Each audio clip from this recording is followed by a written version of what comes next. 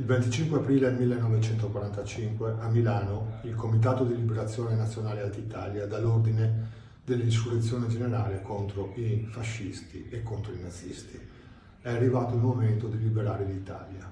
A Venezia arriverà l'ordine il giorno successivo, gestito dal Comando Piazza, in particolare con la prima azione che concerne l'assalto alle carceri cittadine di Santa Maria Maggiore per liberare i detenuti politici lì internati. Sarà un momento combattuto, ma la mattina del 27 aprile le carceri saranno in mano alle forze della resistenza. Da lì seguirà tutta una serie di altre azioni che le forze partigiane cittadine riusciranno a compiere positivamente, occupando la questura, la prefettura, la sede della Guardia Nazionale Repubblicana, Calittoria, sede del Partito Fascista Repubblicano, e di altri importanti nodi strategici cittadini come l'Arsenale, la Certosa e altri luoghi.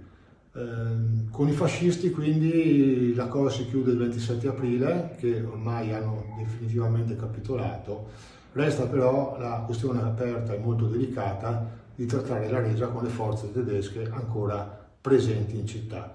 Tra il 27 e il 28 aprile ci saranno delle trattative serrate che porteranno a una resa condizionata con i tedeschi, ovvero i tedeschi saranno lasciati liberi di uscire dalla città con le armi e con i loro mezzi, scelta che sarà criticata e con forti polemiche nel successivo passaggio, ma sostanzialmente il 28 aprile la città è libera.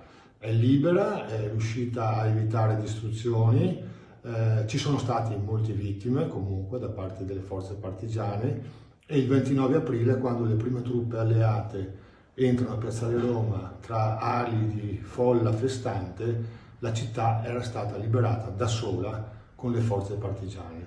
Questo sarà riconosciuto dalle forze alleate, da un messaggio di Clark, il comandante in capo delle forze alleate, che riconoscerà che la città di Venezia si era liberata da sola prima del loro arrivo.